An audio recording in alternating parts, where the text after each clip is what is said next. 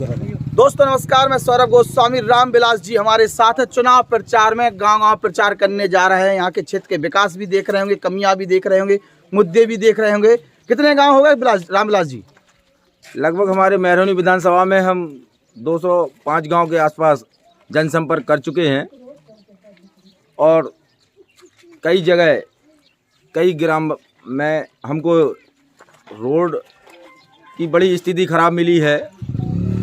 जो वर्तमान में भारतीय जनता पार्टी की सरकार है, अपने आप को घोषणा पत्र में अपने आप को मंचों के माध्यम से गड्ढा मुक्त सरकार कहते हैं।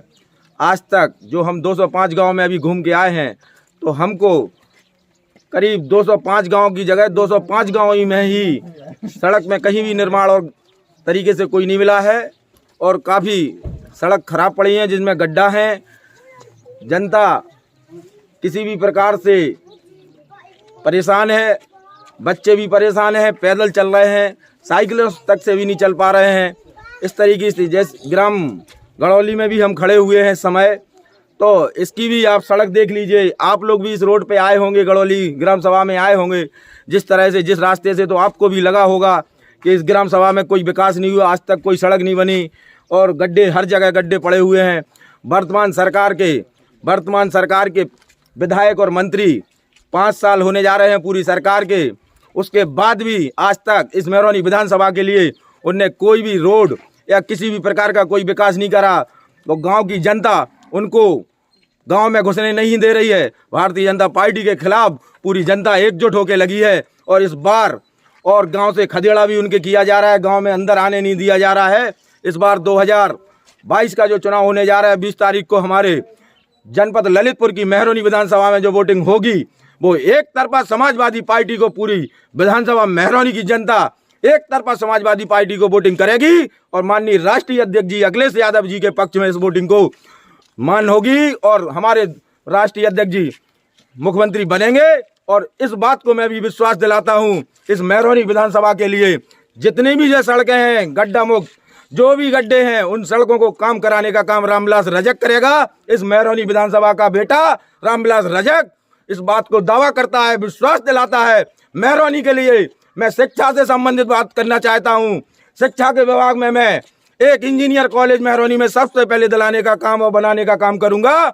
दूसरा, स्वास्थ्य विभाग से संबंधित मैं अपनी बात रखना चाहता हूं कि बड़ा हॉस्पिटल महरौनी में होना चाहिए, पाली में स्वास्थ्य हॉस्पिटल होना चाहिए, मढ़ौरा में होना चाहिए।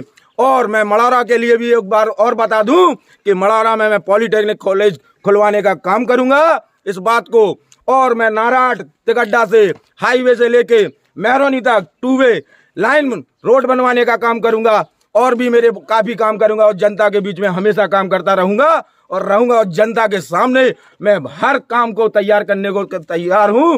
कोई भी सरकार हो, किसी भी प्रकार की हो, जनता के बीच काम करना चाहिए। इस भारतीय जनता पार्टी ने हमारे देश के लिए, हमारे प्रदेश के लिए इतनी महंगाई कर दी है कि आज हमारे यहाँ 80 रुपए किलो तेल था जो हम लोग सब्जी में डालते थे, पूड़ी बनाते थे। आज देखिए आप 200 रुपए, 180 रुपए केजी तेल बिक रहा है। हमारे क्षेत्र में हम जब जाते हैं तो किसान भाई, हमारे सभी व्यापारी भाई, सभी लोग कहते हैं हम अपने रिश्तेदारों को पूड़ी नहीं खिला पा रहे, तेल से पूड़ी नहीं खिला पा रहे और हम अपने रिश्तेदारों को सम्मान नहीं दे पा रहे इतनी महंगाई की वजह से, क्योंकि हमारे पास बेरोजगारी है, आमदनी कुछ है नहीं, महंगाई चरम पे है। तो इसलिए हमारी समाजवादी पार्टी का नारा है, नई सपा है, नई हवा है, भाजपा साफ है। रजक जी, आप क्षेत्र में जा रहे हैं, केवल 10 दिन बचे हैं और निर्णायक 10 दिन बचे हैं। कैसा क्या प्रचार चल रहा है, क्या नजर आ रहा है, मिजाज क्या लग रहा है? मिजाज बिल्कुल जायज है। हमको तो लग रहा है बाकी के आप भी क्षेत्र में घूम रहे होंगे, आपको भी इस बात को अवगत होगा कि क्षेत्र की जनता क्या कह रही है। हम तो इस बात को फिर से आपको बताते हैं कि विश्वास दिलाते हैं कि यहाँ से समाजवादी पार्टी की ही सीट जीत के जाएगी। इसके अलावा इसमें कोई शक की बात नहीं है। भारतीय जनता पार्टी ने कोई काम किया ही नहीं है, बातें करती है, काम कुछ नहीं करती है। आपको विश्वास फिर से दिलाते हैं कि यहाँ से समाजवादी पार्टी की भरपूर वोटों से जीत के जाएगी और समाजवादी पार्टी की सरकार बनेगी। आप अकेला चेहरा प्रचार करते हुए नजर आ रहे हैं और नेता कहाँ पर है? आप कार्यकर्ता का क्या सहयोग आपको मिल रहा है, क्योंकि समय समय पे सपा में गुटबाजी की खबरें प्रकाश में आती रही। पार्टी में ना तो कोई गुटबाजी है और ना किसी भी प्रकार का कोई प्रचार में रुका हुआ है। अलग अलग तरीके से हमारे समाजवादी पार्टी के जितने भी पदाधिकारी हैं, ऊपर लेवल के हों, जिला अध्यक्ष हों और भी फ्रंटल के अध्यक्ष हों, भारतीय विधानसभा अध्यक्ष हों या बूथ के अध्यक्ष हों, अपनी अपनी जगह पे काम कर रहे हैं। सत्ताधारी समाजवादी बीजेपी सरकार ने इतना कस के रखा है, हम विपक्ष में बैठे हुए हैं, इसलिए हम लोगों को प्रचार में नहीं जाने दे रहे, हम लोगों को रोकने लगे हैं। हम लोग इसलिए कोई भी एक गाड़ी लेके चल रहे हैं, अलग अलग तरीके से हम समाजवादी पार्टी के लोग हर एंगल से हर गांव में जाके अलग अलग प्रचार कर रहे हैं। इसलिए आपको इस बात को संज्ञान में नहीं है, इस बात को दिखाई नहीं दे रहा है, लेकिन समाजवादी पार्टी सब एक है, पूरे प्रचार में लगी हुई है। जिला अध्यक्ष हमारे लगे हैं, हर लोग लगे हैं हर प्रकार से, और सारे समाज का आशीर्वाद है, चाहे कुशवाहा समाज हो, चाहे पटेल समाज हो, चाहे राजपूत समाज हो, चाहे रजक समाज हो, चाहे हरवार समाज हो, बाकी सारे जातियों के, ब्राह्मण समाज तक का मेरे ऊपर आशीर्वाद, मुझे ठाकुर समाज का भी आशीर्वाद, सभी समाजों का इतना आशीर्वाद मिल रहा है, पाल समाज का भी मिल रहा है कि मैं भरपूर तरीके से अपने खुशहाली से अपना जनसंपर्क कर रहा हूं। मुझे किसी भी प्रकार की दिक्कत नहीं है और समाजवादी पार्टी, लेकिन दिक्कत है तो भारतीय जनता पार्टी को है, और भारतीय जनता पार्टी हमारे प्रचार प्रसार को सरकारी प्रशासन द्वारा रुकवाने की, गाड़ी पकड़वाने की, किसी भी कई एंगलों से हम लोगों को प्रचार प्रसार करने में विलम्ब लगा रही है। पर हाल ही में आदर्श आचार संहिता के उल्लंघन का मामला दर्ज हुआ है, क्या कहेंगे?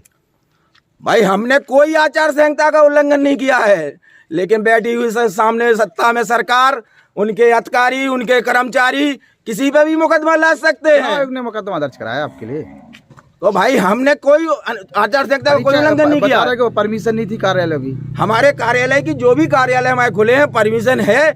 चौराहे पे किसी भी पार्टी का आदमी कोई भी खड़ा हो जाए तो उसमें रामविलास रजक की कोई गलती नहीं है, समाजवादी पार्टी की कोई गलती नहीं है। अब उनको सत्ता सरकार जैसी कह रही है, वैसे प्रशासन सत्ता सरकार के कहने पर मुकदमा लाद दे या जेल भेज दे तो उसका। हमारे YouTube channel the Bundelkhand post को सब्सक्राइब करें।